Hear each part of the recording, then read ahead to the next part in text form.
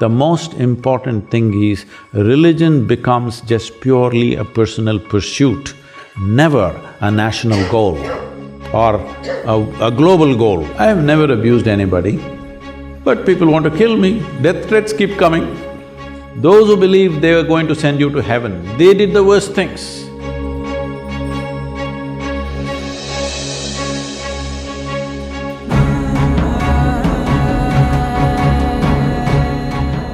As a Pakistani who's studying with Indians here, and we live in harmony. Yeah, outside that region, they do wonderfully well today. Of course. This is what my question is, that we are divided by a border, but we share a lot of things. We share poverty, we share hunger, any miseries you name, and both sides of the countries are going through it. We have people who go to sleep hungry, school children who don't go to school. How do you think the youth, because the majority of Indian population is youth and so is Pakistan, how can you think that we can come together and really alleviate the miseries and work together for a better future? Well, that's a dicey question. You must understand this. A nation is not some God-given stuff, okay?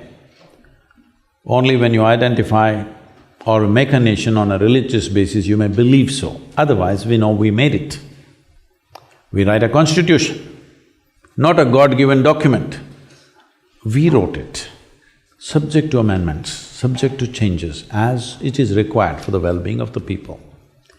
So, what is a nation today in the world is, still we've not come to that place where we can all embrace each other and live as one nation, the entire planet. I wish someday we will get there, but you see, you're already Brexiting. See, what Europe has done in the last 15–20 years is a truly phenomenal, fantastic achievement. After World War I, World War II, nobody ever thought the Germans and the French and the Italians and the English could come together. Nobody imagined. Could you have imagined this in 1945? I'm asking you. No. But you achieved this European Union. It's not a small thing. Don't think it's just an economic arrangement. It's a huge evolution in human consciousness. Yes or no? Yes. But now you're Brexiting. You can say whatever, people have voted for it, all right? People have chosen because for some economic reason or some other fear of immigration or whatever, all right? I'm not trying to blame anybody for that, but I'm saying, similarly, this India, Pakistan, Bangladesh, this whole region, including Sri Lanka, Nepal, everything was like one nation. Though politically we were bit different nations, there were times when we were over 200 different political entities, but still we were one nation in culture, in many different ways, in our transactions together. But whatever reason, there's no point doing a historical postmortem and blame this person, this situation, that situation. It's happened. Somebody drew lines without considering the geography of the land, simply across rivers, across villages, across mountains, simply somebody drew lines, the kind of lines that you cannot defend, the kind of lines that needs constant engagement to keep it safe between the two nations. And above all, see, one thing that we need to bring, if young people, all of you, if you are interested in the future of this world, we've still not come to that place where people can just live out of their consciousness, living their religion, their heaven and stuff and all that. But we must do this much in your generation, the coming generation must do this much. Religion should be a personal pursuit for people. Those who wish to, they pursue personally their own stuff. But this ambitious way of approaching that, my religion should conquer the world, must go. This is one achievement you must do in the next 25 years, otherwise with the kind of technological advancements we will have a massive disaster on this planet, isn't it? The days of the sword are over. The days of the sword are over. Now if we continue with the same attitude, we will have a supermassive disaster which will not benefit anybody for that matter, okay? Will not benefit the planet, will not benefit any creature on this planet, everybody will be hurt because of this. I'm saying, one thing all of you are getting educated in premier institutions, one thing you must carry home wherever you go, whatever religious background you come from, make everybody understand your religion is your personal pursuit, do whatever you want, all right? You look up, you look down, you look whichever way you want, it's up to you, all right? Don't tell me where to look. Yes? Don't tell me where to look. Don't force somebody else that this is the way or that is the way. If this one thing goes away, India-Pakistan will settle because culturally there's so much engagement, okay? I would say there was a South Asia conference in Dubai which I recently attended, but just at that time there was a terror attack in India and we had to insist that all Pakistanis drop out of the conference, and it happened unfortunately. I was looking forward to that engagement, but they had to drop out because this thing happened. What this is looking for is, we are all pushing for this, that South Asia region, which means India, Pakistan, Nepal, Sri Lanka, Afghanistan, Bhutan, Myanmar, these geographically one thing. We're looking at something like EU. Politically you can still be different, you can do whatever damn religion you want, but economically if we come together, we were the most prosperous part of the world at one time. That is because we operated as one at that time in many different ways. But today, there is no way, everybody is trapped in their own little boundaries. So this is one thing we should push for. If you want to push for this, the most important thing is religion becomes just purely a personal pursuit, never a national goal or a global goal. It is actually a global goal right now. It should just be personal pursuit, never a global goal. If you do this one thing, India, Pakistan, all these nations and many other nations coming together will become a reality.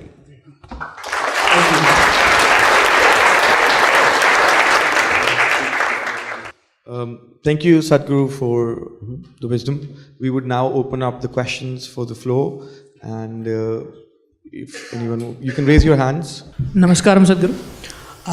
I would request you to please guide us more on the issue of whole interpretation of religion, as you said, that it has to be a personal matter. Religion as a concept, you've mentioned before, it was a new concept for India and its surrounding places earlier, but people drew lines on those religious and social cultural aspects as well, and which eventually led to conflicts. So how do you see inner engineering, yoga, as the way of resolving that conflicts and turning towards the inner self and breaking the barriers of religion? Well, you want a prediction or you want a plan? Those who are incapable of making a plan and executing that plan always look forward to predictions. What prediction means is, you just hope it will happen. You are not willing to lend your life to make it happen. That's why I'm telling you, all of you young people should strive towards it. Of course, people will deride you, somebody wants to kill you. I have never abused anybody, but people want to kill me, death threats keep coming. What for? Simply because you ask questions for which they have no answers. I have never abused them, I have not abused their gods, I have not abused anything. I'm just asking questions. You went to heaven, all right, but without a body, so how are you going to eat food, good food, and how are you going to do anything with these virgins? What are you going to do? When I ask them, why are they feeling so insulted? So this is one way, for a long time it's been like this, for a couple of thousand years. One way to handle questions is kill the questioner. It's been an effective way till now, but no more. It's not going to work like that, because today not just one person is going to ask questions, 1 billion people will ask questions. Yes? Once you raise a question, the whole world knows this is a question and everybody will ask the question.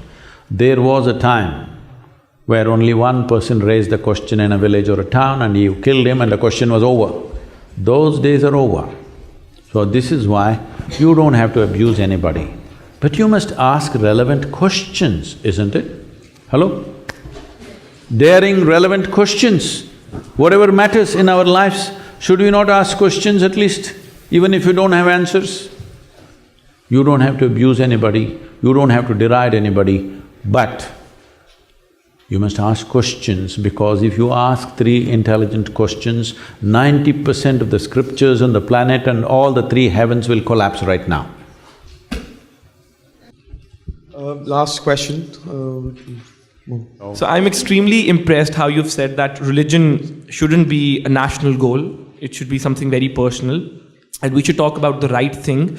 But someone, as someone so many people look up to, don't you think you have a social responsibility to voice your concerns about some specific parties who are trying to spread religious extremism? Or because we can't please everyone, can we? So what are your thoughts on that? Because I told you, you just said that you don't endorse a political party and you don't want to influence anyone to vote for someone. But don't you think we should stand up against something which is wrong? I'm not against anything, that's what I want you to understand. I'm for humanity. Human beings have come in variety of ways. It's okay with me. Because if all of them became like me, I wouldn't want to live in this world. They're all different. That's why it's nice, look at them, how different they are, each one. That is why it is nice. But all the idiots are trying to make everybody like themselves. Just imagine in your home, if there's one more person just like you, could you live there?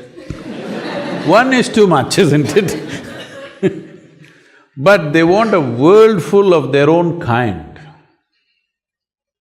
So, I'm not against anybody. It's okay, everybody's saying what they're saying. As long as they don't get overly empowered, it's all right, they're expressing their opinions. Opinions are like cataracts. The more you have them, the less you see. So I'm trying to bring clarity to them also. People say, Sadhguru, you're seen with the celebrity, why did you sit with this person? You're seen with this politician, why did you sit with this person? I say, see, for the last 22 years, I've been working in the prisons, both India and United States. I'm constantly with murderers, rapists and all kinds of people. They're also okay with me, because human beings do all these things.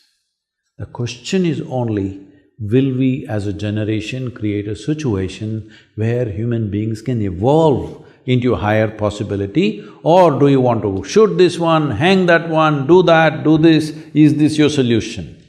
Believe me, those people who thought they are bringing solutions forcefully always cause the worst kind of situations on the planet. Yes or no? Those who believed that they're bringing a solution forcefully, they did the worst things, isn't it so? Those who believed they were going to send you to heaven, they did the worst things. Those who believed forcefully they will level everybody and bring equality, they did the most horrendous things on the planet. We don't want to make the same mistake. I want you to understand, those mistakes are no more affordable with modern weaponry and modern technology. Those mistakes are no more possible on this planet. If we commit the mistake of what I'm not supposed to mention these names, what Mussolini's, Adolf Hitler's, Joseph Stalin's and whatever the religious nutcases have done, if we attempt the same thing in 21st century, we'll finish the whole humanity. We cannot afford that anymore. So the only way for all of us to progress is that whatever I think of you, we accept you for who you are right now and see how we can all be on the same page, at least on a few things. We all want health, we want all of us want to live joyfully, peacefully, at least on these things we are on the same page. Well, you worship that god in the east, I worship this in the west, somebody worships something else, somebody else doesn't worship a damn thing. It's their choice.